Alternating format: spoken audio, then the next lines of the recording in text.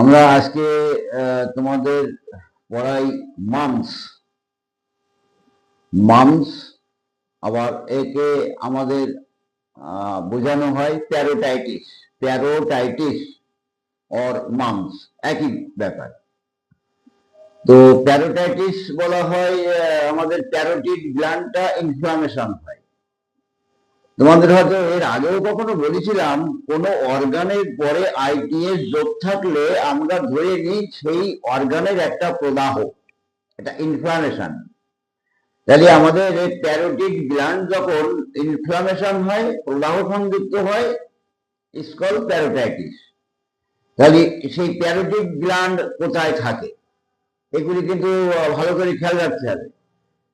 এই parotid gland, mandibular gland, sublingual gland, আমাদের এখানে তিনটে গ্ল্যান্ড আছে আর এ পাশে তিনটে গ্ল্যান্ড আছে, অর্থাৎ 3 জোড়া গ্ল্যান্ড আছে। স্যালাইভারি গ্ল্যান্ড, লালা নিঃসরণকারী গ্ল্যান্ড। আমাদের মুখের মধ্যে যে লালা নিঃসরণ হয়, এই গ্ল্যান্ড থেকেই লালা নিঃসরণ হয়। আমরা কোনো শুকনো খাবার গালে দিয়ে যখন চিবাই বা মুখটা রাখি, তখন দেখা যায় এই স্যালাইভারি গ্ল্যান্ড থেকে রস এসে খাদ্যটাকে ভিজিয়ে দেয়। তাহলে লালা নিঃসরণকারী গ্ল্যান্ড, তাহলে এখানে আমাদের প্যারোটিড গ্ল্যান্ড থাকে, বা অনেক সময় কর্ণমূল গ্রন্থি বলা হয়, ঠিক এরকম জায়গায়, এই কানের নিচে এরকম জায়গায়। আর ম্যান্ডিবুলার গ্ল্যান্ড, সাবলিঙ্গুয়াল গ্ল্যান্ড, এই এখানে তিনটে থাকে, একটা, দুটো, তিনটে, আবার একটা, দুটো, তিনটে, 6টা। এই গ্ল্যান্ডের যখন ইনফ্লামেশন হয়, অর্থাৎ প্রদাহ হয়, তখন আমরা প্যারোটাইটিস বলি অথবা মামস বলি। এই মামস সাধারণত আমরা এটাকে স্পোরাডিক্যাল হিসাবে লক্ষ্য করতে পারি, বিক্ষিপ্তভাবে হয়, অ্যাকিউট ডিজিজ। এটা কিন্তু সাধারণত কোনো ক্রনিক ডিজিজ নয়। ক্রনিক ডিজিজ হিসাবে আমরা অনেক সময় প্যারোটিড গ্ল্যান্ডটা ফুলে বড় আছে 6 মাস, 1 বছর, 9 মাস এরকম বড় আছে, সেটা আলাদা জিনিস। কিন্তু দেখা যাচ্ছে যখন প্যারোটাইটিস হবে, তখন এটা অ্যাকিউট ডিজিজ হিসাবে স্পোরাডিক্যাল। স্পোরাডিক্যাল মানে তোমাদের বোঝানো আছে বিক্ষিপ্তভাবে হয়। এ পাড়ায় 2 জন, ও গ্রামে 5 জন, ও পাড়ায় 1 জন, 2 জন, এইরকম ছড়িয়ে ছিটিয়ে হয়। আমরা অনেক সময় ইন্ডিভিজুয়াল কেসের মধ্যে কিন্তু এটা দেখি না, স্পোরাডিক্যাল হিসাবেই লক্ষ্য করতে পারি। মানে ভাইরাল ডিজিজ হিসাবে একে গণ্য করি। এটা আক্রান্ত হলে প্রায় 14 থেকে 16 দিন পর্যন্ত এটা এই অবস্থাটা চলতে থাকে, তারপরে আস্তে আস্তে আস্তে আস্তে আস্তে কমে। আর আমাদের হোমিওপ্যাথি ট্রিটমেন্ট যদি আমরা করি এমন ধরনের রোগীদেরকে, তাহলে সম্পূর্ণ ক্লিয়ার হতেও কিন্তু 12-14 দিন সময় লেগে যায়। কিন্তু কি হয়, যন্ত্রণা, কষ্ট বা যে সমস্ত কমপ্লিকেশনস গুলি এই রোগের সাথে আসে, সেগুলি আর আসে না, বা রোগীর যন্ত্রণা কষ্ট থেকে অনেক মুক্তি পায়। আমরা অ্যালোপ্যাথি দেখি, এইরকম ধরনের রোগী যদি অ্যালোপ্যাথি ডাক্তারখানায় যায়, তাহলে ওরা একটা পটি লেগে দেয়, ব্লেড না পটি। এবার ব্লেড মার ক্রিয়ায় হয়তো একটু ব্যথা কম হয়, আর যাতে খুব বড় না হয় তার কারণে উপরে চাপা দিয়ে দেওয়া হয় যাতে বড় না হয়। ঠিক যুক্তির মধ্যে আসে না, আমাদের ওটা প্রয়োজন পড়ে না। এই রোগে সাধারণত শিশুরা বা একটু বড়রাও আক্রান্ত হয়। মোস্টলি মেলরাই বেশিরভাগই আক্রান্ত হয়, ফিমেলরা হয় না তা কিন্তু নয়। তাই এই যন্ত্রটা আক্রমণের সাথে সাথে আমরা অনেক সময় অন্যান্য রোগগুলি আমরা দেখতে পাই। অনেক সময় টেস্টিস ইনফ্লামেশন হয়, বা অন্যান্য গ্ল্যান্ডগুলি এফেক্ট হয়, বা অন্যান্য কোনো রোগের সাথে আমাদের এই মাস্ক কিন্তু খোলাটা আসে, অন্যান্য কোনো ভাইরাল ডিজিজের সাথে আক্রান্ত হয়েও কিন্তু আমাদের এই মাস্কটা আসে। যাক, আমাদের এই ভাইরাল ব্যাকটেরিয়া নিয়ে তত্ত্ব তালাশ করে লাভ নেই।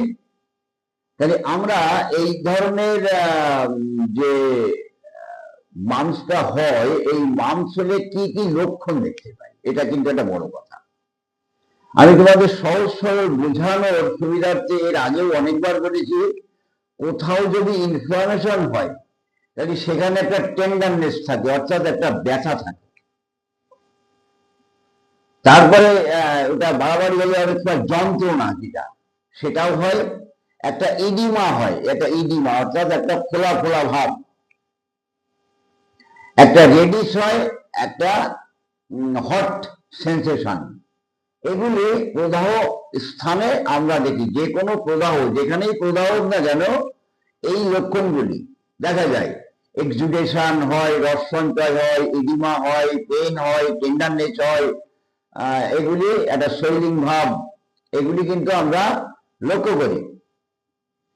এবার এখানে যখন হয় তখন যদি যন্ত্রণা খুব সাংঘাতিক হয়, তোমরা একটা জিনিস খেয়াল করবা, এই গলার উপর থেকে যাই হোক না কেন প্রদাহ সংযুক্ত রোগ, সে কানের যন্ত্রণা হোক, আর দাঁতের যন্ত্রণা হোক, আর প্যারোটাইটিস হোক, আর টনসিলাইটিস হোক, আর মাইগ্রেন হেডেক হোক, যে কষ্টই হোক না কেন সেটা কিন্তু একটু খুব কষ্ট হয়, কারণ পাশেই তো ট্রান্সমিটার, কষ্টটা খুব মারাত্মক হয়।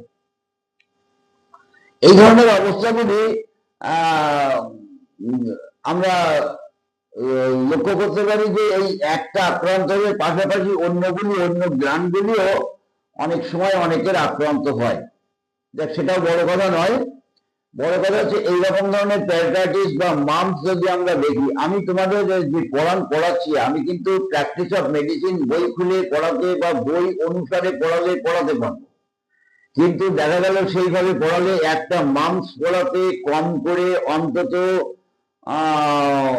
1 ঘন্টা 1.5 ঘন্টা লেগে যাবে, 1.5 ঘন্টা লেগে যাবে একটা ভিডিও করতে, সেটা সম্ভব নয়। আমি তোমাদের এমন ভাবে বোঝাবো যাতে বুঝতে খুব সহজ হয়, জটিল পথে যাওয়ার দরকার নেই। ওই স্যালাইভারি রস পরীক্ষা করো, মধ্যে লালা পড়ছে সেটা পরীক্ষা করো, কালচার করো, অত দরকার নেই। আমরা লক্ষণের দাস তো। তাহলে এইরকম আমরা কি পাই যখন এরকম আক্রান্ত হয়, তখন আমরা কি পাই? এর সাথে প্যারোটাইটিস হলে জ্বর হয়, একটা টেম্পারেচার হয়, এনি কাইন্ডস অফ ইনফ্লামেশনে একটা টেম্পারেচার আসবে।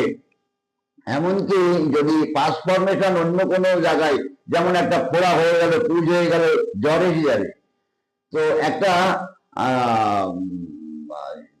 শীত ভাব হয়, জ্বর আসে, মাথার যন্ত্রণা হয়, উইকনেস হয়, আর অনেক সময় গলার মধ্যে ঘা হয়ে যায়।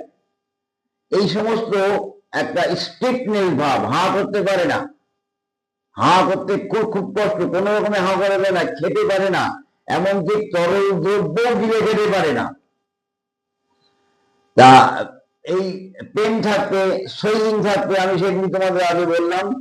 তাহলে একটা জ্বর আসবে, আর মাথার যন্ত্রণা হবে, আর শোট থ্রট অর্থাৎ গলার মধ্যে একটা ঘা হবে, লালাস্রাব হবে, মুখ দিয়ে লালা পড়বে, অনেক সময় থুতু বের হবে।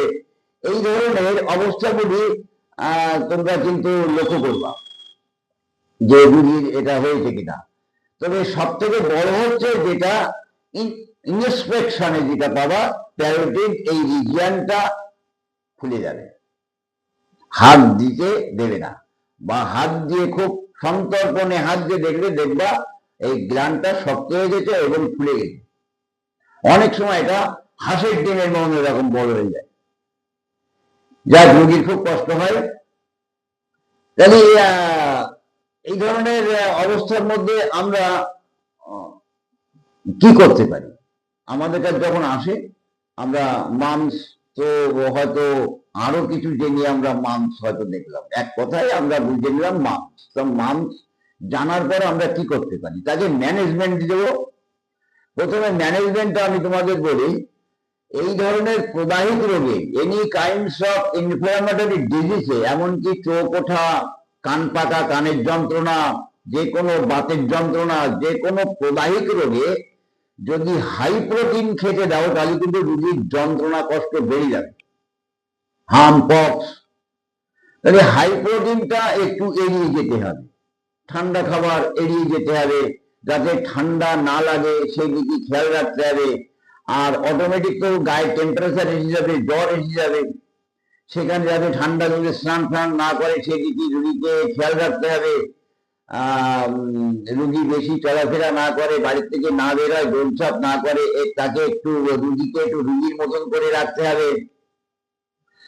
এইগুলি কিন্তু খুব সুন্দর করে তোমাদের জানতে হবে যে ম্যানেজমেন্টটা কি দেব রুগীকে। এই ম্যানেজমেন্টের সাথে এবার আমাদের প্রশ্ন হবে ট্রিটমেন্ট। এই রোগটা কি আমরা সহজ সরলে আমি বললাম, বেশি বিস্তারিত আলোচনা করলাম না। মামস প্যারাটাইটিস ভাইরাল একটা ডিজিজ, কতদিন সাধারণত থাকে, এটা স্পোরাডিক্যাল, এবং এর সাইন অ্যান্ড সিমটমস গুলি কি হয় এবং সেগুলি নিয়ে তোমাদের আলোচনা করলাম। খুব সহজ সরল করে বুঝবা, তাহলে দেখবা খুব ভালো জানতে, বুঝতে এবং চিকিৎসা করতে পারবা। তোমরা যত জটিল তত্ত্বে ঢুকে যাবা, ততই জটিল তত্ত্ব মুখস্থ করতে করতে তোমরা কিন্তু আসল খেটা হারিয়ে ফেলবা। ওই স্যার দারুণ লেকচার দেয়, 1 ঘন্টা লেকচার শোনার পরে কি বুঝবে না, তেমন কিছু বুঝলাম না, তবে উনি কিন্তু দারুণ পড়ায়, আমি বুঝলাম না, না ওটা কিন্তু কাজ নয়। কাজ হচ্ছে তোমরা বুঝতে পারছো কি, যদি বুঝতে পারো তাহলে বলবা, আর যদি না বুঝতে পারো তাহলে তাও বলবা, আমি তোমাদের বুঝিয়ে বলবো, আরো সুন্দর করে বুঝিয়ে বলবো। যদি এরপরে সুন্দর হয় না, চেষ্টা করবো। এই মতন অবস্থায় আমরা তোমাদের ডাক্তারি করবো, অনেক সময় তোমাদের মধ্যে টিপস এর চাহিদা থাকে, স্যার একটা টিপস দেন যাতে এরকম ধরনের রোগে হঠাৎ ট্রিটমেন্ট করতে পারি, কিছু ভালো মন্দ। সেই জায়গায় আমি কিন্তু বায়োকেমিক্যাল দুটো মেডিসিনের কথা বলতে পারি, সে একটা হচ্ছে থেরামফস আর একটা ক্যালিমিউর। থেরামফসটা প্রদাহের প্রথম অবস্থায় বা প্রদাহের সাথে সাথে, আর ক্যালিমিউরটা এক্সুডেশন হওয়ার সাথে সাথে, অর্থাৎ রস সঞ্চয় হওয়া এবং প্রদাহ। এই অবস্থায় থেরামফস আর ক্যালিমিউরটা যদি রুগীকে দিনের মধ্যে 5 থেকে 6 বার করে খাওয়ানো যায়, তাহলে যথেষ্ট রকমের রুগী উপশম বোধ করে, ভালো বোধ করে। আচ্ছা, এবার যদি আমরা পোটেন্সিতে যাই, তাহলে পোটেন্সিতে গেলে আমরা প্রথমেই বেলেডোনা কিন্তু এর প্রথম অবস্থায় খুব সুন্দর একটা মেডিসিন। তাহলে বেলেডোনায় আমরা কি পাই? বেলেডোনায় একটা টেন্ডারনেস পাই, ওর মধ্যে একটা চিরিক মারা যন্ত্রণা পাই। এই চিরিক মারাটা কতক্ষণ বাদে বাদে, বেলেডোনার স্বভাব অনুযায়ী কতক্ষণ বাদে বাদে ওই চিরিক মেরে মেরে ওঠে, সেই হিসাবে ওই জায়গাটা রেডিচ হয়, স্পর্শকাতর হয়, আর প্রচন্ড ভাবে ব্যথা থাকে, শুয়ে পড়লে ব্যথা বাড়ে, ঠান্ডায় বাড়ে। এই ধরনের বেলেডোনার সাথে সাথে চোখ মুখটা লাল হয়ে যায়, হাই টেম্পারেচার আছে, জ্বরটা কখনো কমে যাচ্ছে, আবার বেড়ে যাচ্ছে, কমে যাচ্ছে, আবার বেড়ে যাচ্ছে। এইরকম যদি হয়, আমরা কিন্তু বেলেডোনা সাধারণত 30-200 এই পাওয়ারটাই ব্যবহার করতে পারি। দেখো, এই জাতীয় প্রদাহিত রোগে তোমাদের একটা জিনিস বলে দিলাম, এই বেলেডোনা 3, মার্কসল 36, সাইলেশিয়া 36, হিপারসালফার 36, এই জাতীয় প্রদাহিত রোগে তোমরা এই যদি ওষুধ সঠিক নির্বাচনও হয়, এত নিম্ন শক্তি তোমরা কখনো ব্যবহার করবে না।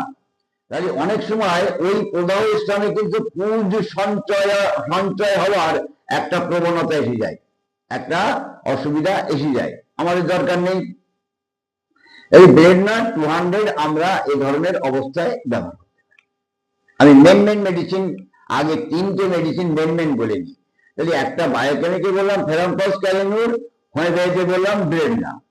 আমরা মার্কসলের কথায় যেতে পারি। মার্কসল হয়তো রুগীটা 2 দিন বাদে এসছে তোমার কাছে, এমন হতে পারে, এই অবস্থায় হয়তো সেই মাকসলের পেশেন্ট হয়েই আসলো। তাহলে মাকসলের পেশেন্ট মুখ দিয়ে প্রচন্ড লালা বেরোতে থাকবে, জিহ্বাটা সরস থাকবে, জিহ্বাতে দাঁতের দাগ থাকবে, মুখের মধ্যে ক্ষত থাকবে, সন্ধ্যাবেলার থেকে রাত্রেবেলায় বৃদ্ধি হবে, ঠান্ডায়ও বাড়বে আবার গরমেও বাড়বে, কোনোটাই সে সহ্য করতে পারবে না। ঘর্ম হলে জ্বর সাধারণত ছাড়বে না, ঘামে জ্বরের নিবৃত্তি হয় না। এই অবস্থাগুলি কিন্তু মাকসলের। জিহ্বা দেখলে দাঁতের ছাপ পাওয়া যাবে, মুখের মধ্যে ক্ষত পাওয়া যাবে এবং লালাস্রাব, প্রচন্ড ভাবে একটা লালাস্রাব হয়। এই ধরনের অবস্থায় আমরা, আর সাথে জ্বরের লক্ষণটা যেমন বললাম তেমন হয়, রাত্রেবেলায় বৃদ্ধি হয়, ঠান্ডায়ও বাড়ে আবার গরমেও বাড়ে। ঠিক পারদ, ঠান্ডায় নড়াচড়া করবে, গরমেও নড়াচড়া করবে, তবে গরমে বেশি নড়াচড়া করে। গরম কিন্তু মাকসল খুব একটা সহ্য করতে পারে না, ঠান্ডা 19-20 সহ্য করতে পারলেও গরমটা সহ্য করতে পারে না। সেই জায়গায় আমরা মাকসলের কথা বলতে পারি। এছাড়া এর পরে থাকলো পালসেটিলা। পালসেটিলা কিন্তু এই জাতীয় রোগে একটা খুব সুন্দর মেডিসিন। এবার পালসেটিলা যদি হয় তাহলে সেখানে কি হয়, জ্বরের সাথে শীত থাকে, আর ওই যন্ত্রণার সাথে একটা শীত থাকে, রোগী শীতকাতর থাকে। তরুণ অবস্থায় সাধারণত পালস এরকম প্রদায়িক রোগে শীতকাতর হয়।